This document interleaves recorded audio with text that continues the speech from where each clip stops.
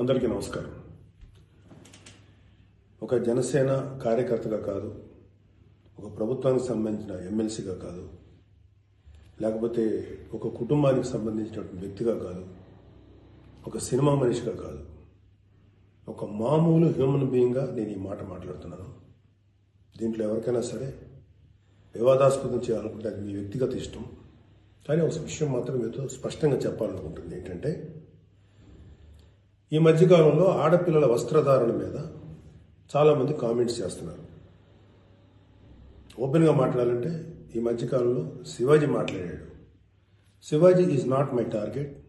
ఒకవేళ ఎవరన్నా సరే శివాజీ నా టార్గెట్ అనుకుంటే అది మీ ఇష్టం. కానీ ఒక టైప్ ఆఫ్ మన సమాజంలో ఒక రకమైన రుగ్మత వెళుతుంది. అదేంటంటే మోరల్ పోలీసింగ్.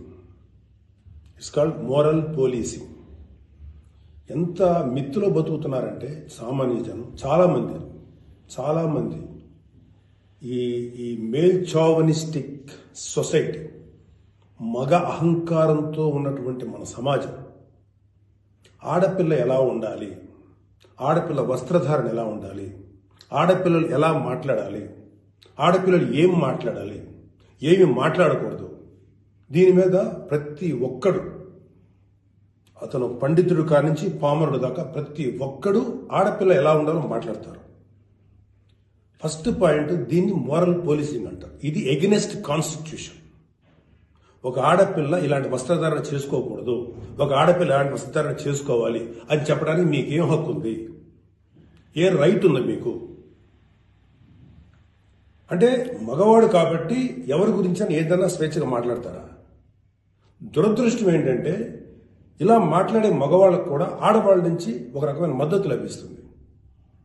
మనస్ఫూర్తిగా చెప్తున్నాను, ఖచ్చితంగా వాళ్ళ మనసు నుంచి వచ్చింది కాదు. అందరి యాక్సెప్టెన్స్, భర్త ఏమనుకుంటాడో, ఆ చుట్టుపక్కల మగవాళ్ళు ఏమనుకుంటారో, ఇంకొక వ్యక్తులు ఏమనుకుంటారో అనే మాట్లాడే ఆడవాళ్ళకి తప్ప ఇన్నర్గా ప్రతి ఆడబిడ్డకి ఒక సెల్ఫ్ రెస్పెక్ట్ ఉంటుంది. ఎలాగో ఒక ఆడపిల్ల డ్రెస్ ఇలా ఉండాలని మనం అడుగుతాం, ఎలాగో ఒక ఆడపిల్ల ఈ డ్రెస్ వేసుకోవాలని చెప్తాం. ప్రపంచంలో ఫ్యాషన్ అనేక రకాలుగా మారుతుంటుంది. అది ఎలాగైనా ఉండొచ్చు. దయచేసి మన చెల్లెలు, మన తల్లి, మన చెల్లెలు అందరూ మనవాళ్లే, మన బిడ్డలే. ఆడపిల్ల కాబట్టి ఆ అమ్మాయి ఇలా ఉండాలని చెప్పే హక్కు మనకు లేదు.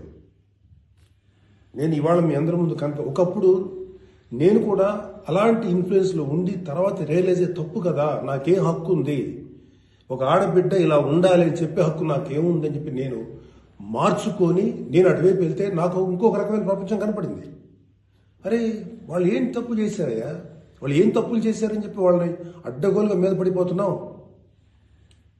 ఇలా డ్రెస్ వేసుకోకపోతే చాలా వాళ్ళని ఒక తప్పుడు క్యారెక్టర్లుగా ఎలా ట్రీట్ చేస్తారు?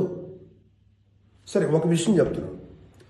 ప్రపంచవ్యాప్తంగా ఉన్న విషయం ఏంటంటే, ఆడపిల్లల మీద జరిగేటువంటి అట్రాసిటీస్ వాళ్ళు వేసుకున్న వస్త్రధారణ మీద కాదు, మగవాడి యొక్క క్రూరత్వం, మగవాడి యొక్క బలం, పశు బలం, వీటి మీద దీనికి తగ్గట్టుగా వాడి పశుబలానికి, వాడి క్రూరత్వానికి తగ్గట్టుగా ఆడపిల్లలు బలైపోతున్నారు తప్ప ఏ ఆడపిల్ల కూడా వస్త్రధారణ మీద అవ్వలేదు. ఇది మిత్.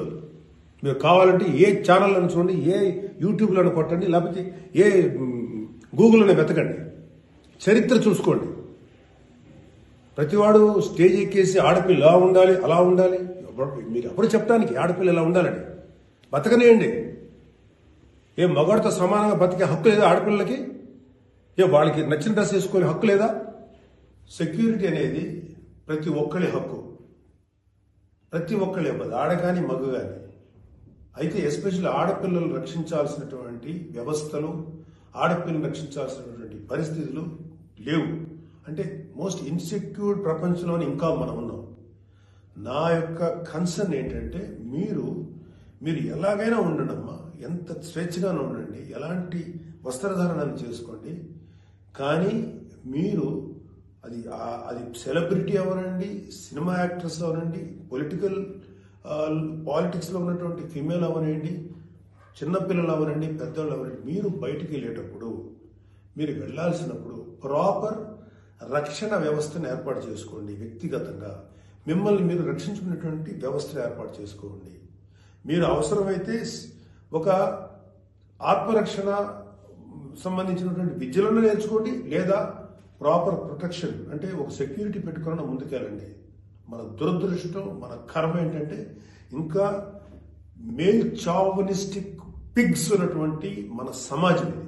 దుర్మార్గులైనటువంటి మగ జాతి ఉన్నటువంటి సమాజం ఉంది. ఎలా పడితే అలాగ అవకాశం దొరికితే చిన్న పెద్ద తేడా లేకుండా పశువుల్లా ప్రవర్తించేటువంటి మనస్తత్వం చాలా మంది మగవాళ్ళలో ఉంది. పబ్లిక్లో ఒకేసారి గుంపుగా చేసేటువంటి అకృత్యానికి మేము దొరకమనేటువంటి మనస్తత్వం ఉన్నారు. మీరు ఎలా ఉండాలో అలా ఉండండి, మీకు ఎలా కావాలో అలాగే ఉండండి, ఎలాంటి డ్రెస్ వేసుకోవాలో అలాగే వేసుకోండి, తప్పలేదు. చెడ్డ పనులు చేయకండి, యాంటీ సోషల్ ఎలిమెంట్స్గా బారకండి, క్రైమ్ చేయకండి, ఇది చెప్పండి మీరు. అంతేగాని ఇలాంటి డ్రెస్ వేసుకోవద్దు, ఇలా ఉండొద్దు, ఎలా హక్కు ఉందండి మనకి? మగవాళ్ళకి ఏ హక్కు ఉందండి? మహా చెప్పాలనుకుంటే అమ్మ మీ మీద ఎవరైనా అటాక్ చేస్తే తిరిగి కొట్టగలిగేటువంటి శక్తిని సంపాదించుకోండి, డిఫెన్స్ నేర్చుకోండి. ఇది ఒళ్ళంతా బట్టలు కప్పుకున్న ఆడబిడ్డలకి ఇదే వర్తిస్తుంది. ఒక స్టైల్గానో లేకపోతే ఒక మోడర్న్గా ఆడుకున్న డ్రెస్ వేసుకున్న ఆడపిల్లలకి ఇదే వర్తిస్తుంది.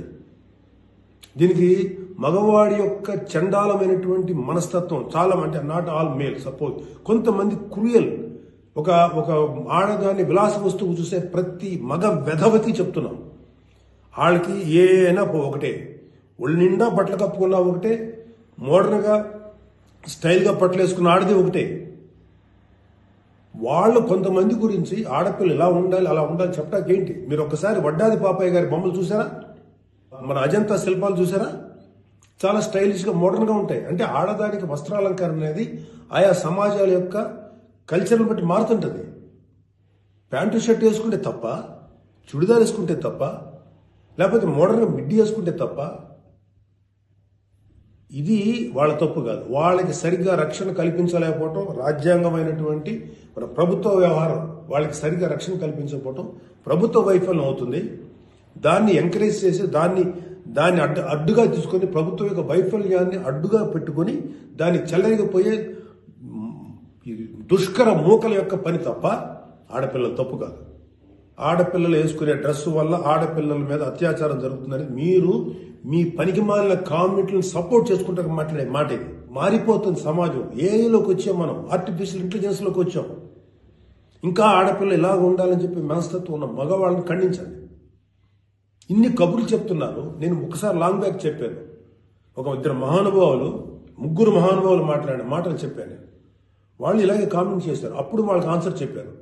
ఇప్పుడు మళ్ళీ చెప్తున్నా, ఆడదాన్ని అవమానించిన ఏ ఒక్కడు కూడా బాగుపడలేదు. మన పురాణాల ప్రకారం ద్రౌపదిని నడి సభలో అవమానించిన ప్రతి కౌరవుడు సర్వనాశనం అయిపోయాడు, ఇంక్లూడింగ్ భీష్మాచార్యుడు, ద్రోణాచార్యుడితో సహా.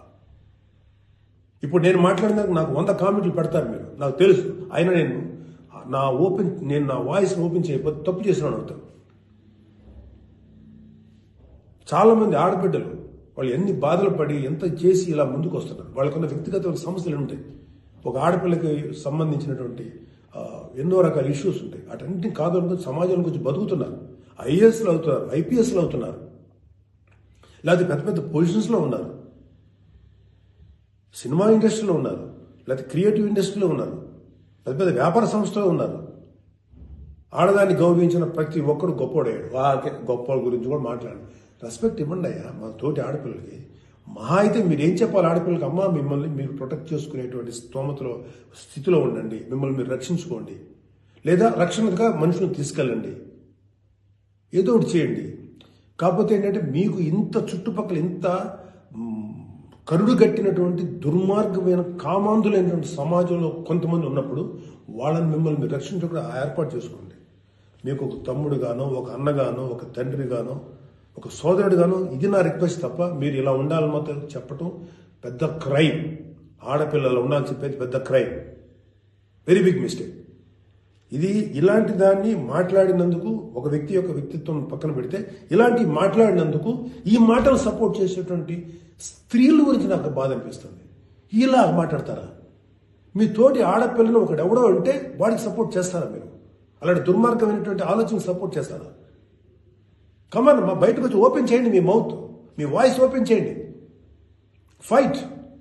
ఈ చాదస్తపు మెంటాలిటీ ఉన్నటువంటి మగ వేదవులకి ఇలాంటి ఆలోచించే సన్నాసులకి, అలాగే ఇలాగ దాన్ని సపోర్ట్ చేసే పిచ్చి వాళ్ళు ఆడవాళ్ళు, ఆ మగవాళ్ళ యొక్క అణిచివేతకు గురైతున్న ఆడవాళ్ళు మాట్లాడే మాటలకి మీరు ఎదురించి మాట్లాడమ్మా. Please come and voice out. ఎంతసేపటికి సమాజంలో ఇలాగా ఆడబిడ్డలు విక్టిమ్స్ అయిపోయారు, ఎన్ని రకాలుగా అవమానించబడుతున్నారు, హింస చేయబడుతున్నారు, హింస పెట్టబడుతున్నారు. వాళ్ళని మీరు సపోర్ట్ చేయాలి. వాళ్ళని సపోర్ట్ చేయకుండా వాళ్ళ మీద అట్రాసిటీస్ చేసే వాళ్ళని సపోర్ట్ చేస్తారేంటి? ఆడబిడ్డలు కదా, ఎవరైతే నష్టపోయారో వాళ్ళు కదా మీరు సపోర్ట్ చేయాలి. ఒక మాల్లో ఒక ఆడబిడ్డ మీద అవమానించిన ఆ మగాళ్ళని కెమెరాలో పట్టుకొని ఎవడెవడో ఎరగదీసి, మధ్యలో ఎరగదీసి చెప్పుతో సెంటర్లో కొట్టుకుంటూ తీసుకెళ్లాలి కదా. అది కదా మీరు చేయాల్సిన పని. వాళ్ళని అడగాలి కదా, వాళ్ళని శిక్షణ చెప్పాలి కదా. నువ్వు జాగ్రత్తగా ఉండు. ఎంత జాగ్రత్తగా ఉండాలి? ఎందుకు ఉండాలి? ప్రతిసారి ఎప్పుడు విక్టిమ్ అయిపోయిన ఆడబిడ్డల మీదే మీరు క్రైమ్ నేరం మోపుతుంటే, వాళ్లే తప్పు అంటుంటే అంటే పర్లేదు, ఆడబిడ్డల మీద క్రైమ్ చేసిన తప్పలేదు, వాళ్ళు జాగ్రత్తగా ఉండాలి, మగవాళ్ళు మాత్రం ఏమనకూడదా? వాళ్ళకి చెప్పండి. దుర్మార్గం చేసిన ఆడబిడ్డల మీద దుర్మార్గం చేసిన మగవేదలు చెప్పు తీసుకుంటా మాట్లాడండి మీరు దమ్ముంటే.